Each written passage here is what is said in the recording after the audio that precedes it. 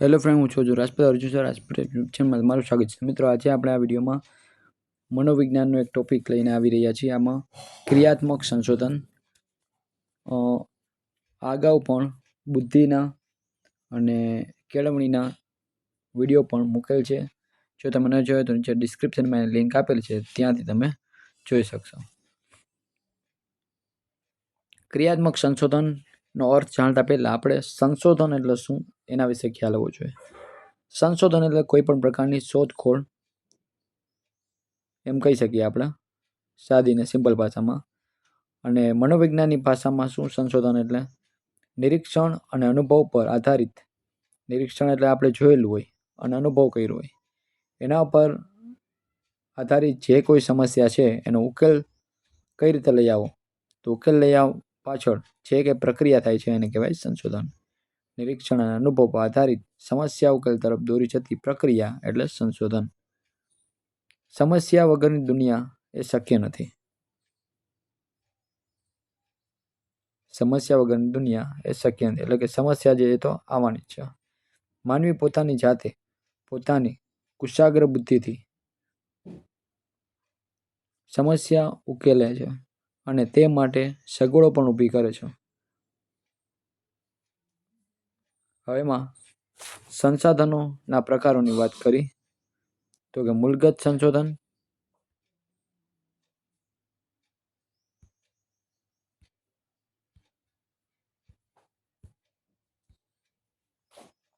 પછી આવે છે વ્યવહારિક સંશોધન અને ક્રિયાત્મક સંશોધન. મૂળગત સંશોધન એટલે એના પાયાનું બુનિયાદી અને શુદ્ધ સંશોધન પણ કહેવાય છે. જેની વાત કરીએ તો શરીરના કોષોના બંધારણ અને તેના વિકાસ માટેનું સંશોધન એટલે મૂળગત સંશોધન. શરીરના કોષોના બંધારણ અને તેના વિકાસ માટે જે આપણે સંશોધન કરી તેને મૂળગત સંશોધન કહેવાય. પ્રયોગશાળામાં જે સંશોધન આપવામાં આવે છે તેને મૂળગત સંશોધન કહેવાય. નિષ્કર્ષો કે નિયમો એટલે જે કાંઈ આપણે નિરીક્ષણ કર્યું, ઓબ્ઝર્વેશન કર્યું, એના ઉપરથી અથવા પ્રયોગ કર્યો એના ઉપરથી જે કાંઈ નિષ્કર્ષો મળ્યા, તારણ મળ્યા, નિયમો તારવામાં આવ્યા, એ છે મૂળગત સંશોધન. માળખું એનું કેવું હોય, ચુસ્ત અને એકદમ સંકુલ હોય છે. વ્યવહારિક સંશોધન એટલે કેવું, માની લો કે કોઈ રોગ છે એના વિરોધી જ્યારે દવા શોધવામાં આવે તો તેને વ્યવહારિક સંશોધન કહેવાય. એટલે જે કાંઈ આપણે જ્ઞાન પ્રાપ્ત કર્યું છે એનો જ્યારે આપણે વ્યવહારમાં ઉપયોગ કરી છીએ બરાબર, ત્યારે એ વ્યવહારિક સંશોધન કહેવાય. જેમ કે શિક્ષકના પ્રશ્નોનું સમાધાન લાવવું, ઝઘડાનો ઉકેલ લાવવો વગેરે.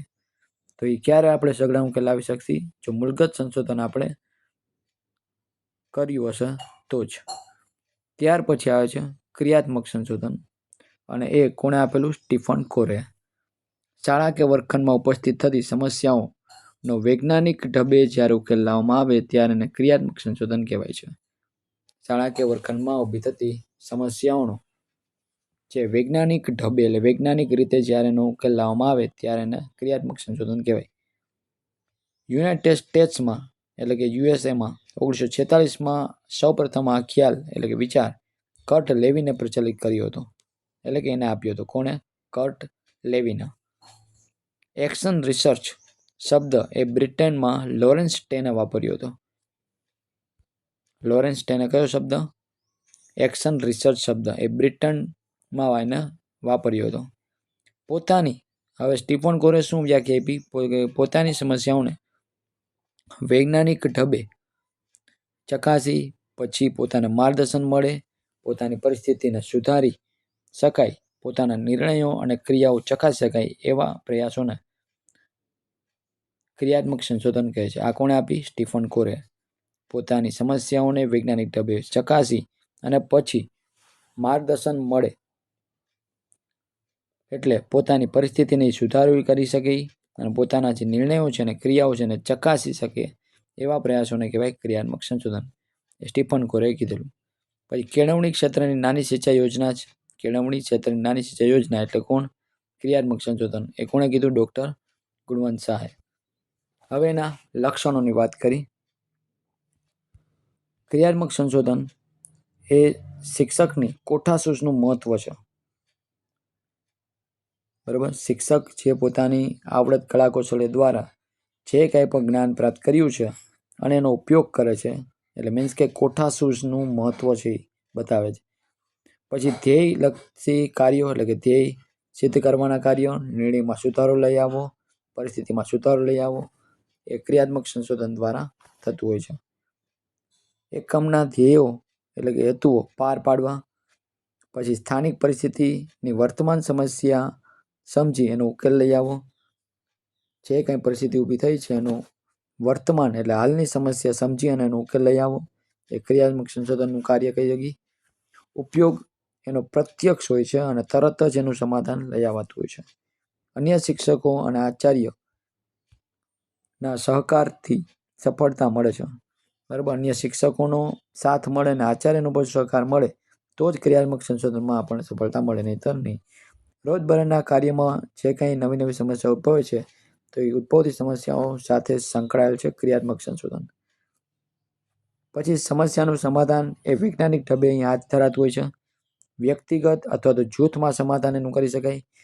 શિક્ષક પોતે કરી શકે અથવા વિદ્યાર્થી પોતે વ્યક્તિગત રીતે એનું સમાધાન લઈ શકે અથવા એના મિત્રોને પૂછી અને એ પ્રશ્નોનું સમાધાન લાવી શકે, એટલે કે જૂથમાં પણ સમાધાન કરી શકાય. શિક્ષક પોતાના કાર્યમાં ગુણાત્મક સુધારણા લાવી શકે છે ક્રિયાત્મક સંશોધન દ્વારા. કેવા સુધારા? ગુણાત્મક સુધારણા લાવી શકે.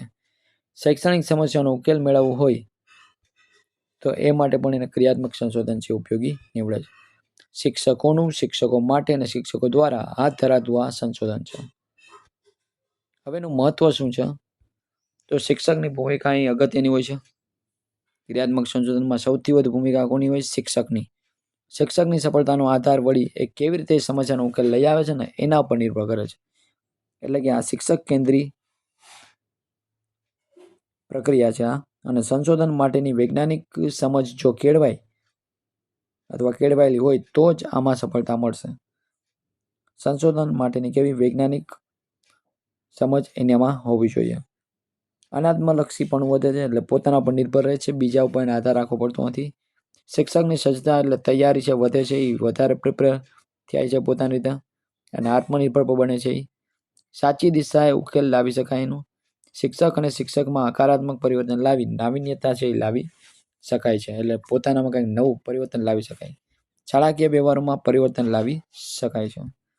ત્યાર પછી હવેના સોપાનો મોસ્ટ ટાઈમ બીજા ક્રિયાત્મક સંશોધનના સોપાનો કયા છે અને કયા કેટલા છે અને કયા કયા? તો પહેલું સમસ્યાની પસંદગી કરવી, સમસ્યા ક્ષેત્ર. જો પહેલા બે પસંદગી ક્ષેત્ર, પછી સમસ્યાનું સંભવિત કારણ કયું છે તે, એટલે પસંદગી પછી ક્ષેત્ર પછી કારણ. પસંદગી કર્યું તો ક્ષેત્ર કેવું હતું એમ, પછી એનું શું કારણ હતું એવી રીતે. પછી પાયાની જરૂરી માહિતીનું એકત્રીકરણ, જે કાંઈ માહિતી મળી એને ભેગી કરવાની. પહેલાં પસંદગી કરી સમસ્યાની, પછી સમસ્યાનું ક્ષેત્ર ફાઇન કર્યું, પછી એનું કારણ ગોત્યું કેવી રીતે સમસ્યા આવી, પછી એ માટે જરૂરી માહિતી આપણે ભેગી કરી એટલે જરૂરી માહિતીનું એકત્રીકરણ. પછી એના ઉપરથી ઉત્કલ્પનાઓ કઈ આપણે કઈ રીતે આનું સમાધાન લાવી શકીએ એના ઉપાયો રીતો એટલે ઉત્કલ્પનાઓ. પ્રયોગ કાર્યની રૂપરેખા આખી તૈયાર કરી, આપણે માળખું તૈયાર કર્યું. પછી એનું પૃથ્થકરણ કર્યું કે આ બરોબર છે કે નહીં, એનું અર્થઘટન કર્યું, એના ઉપરથી શું તારણ મળ્યું. અને અનુકાર્ય એટલે કે એને રિલેટેડ આપણે કાર્ય કરવાનું હોય, એના જે કાંઈ સુધારા હોય તો એ અનુકાર્ય કહેવાય. ચલો ત્યાર પછી મર્યાદા એની જોઈએ. સંશોધનો જો મર્યાદિત હોય ગુણવત્તાવાળા તો આમાં સફળતા મળે નહીં. અનાત્મલક્ષીપણું જો વધુ આવી જાય, ઓવર કોન્ફિડન્સ જો વધી જાય તો સંશોધનો છે નિષ્ફળ નીવડે છે. એક શાળા કે વર્ગખંડમાં થયેલા સંશોધનો અન્ય શાળા કે વર્ગખંડમાં એ ઉપયોગમાં લેવાઈ શકાય નહીં. વિદ્યાર્થીઓની સંખ્યા જો વધુ હોય, સમયમાં વધુ હોય ત્યાં આ ક્રિયાત્મક સંશોધન છે એ ફાયદાકારક નથી. એટલે કે સમય મર્યાદાને લીધે સમય આમાં ચાલ્યું જાય છે, વધારે સમય લાગે છે. એટલા માટે જો વિદ્યાર્થીઓની સંખ્યા વધુ હશે ત્યાં ક્રિયાત્મક સંશોધન આપણને કામ લાગતું નથી. તો મિત્રો અહીંયા આપણે ક્રિયાત્મક સંશોધન વિશે સંપૂર્ણ ચર્ચા કરી છે અને પછીના વિડીયોમાં આપણે બીજા કોઈ ટોપિક વિશે વાત કરીશું. ફરી પાછા મળશું એક વિડીયોમાં. Thank you.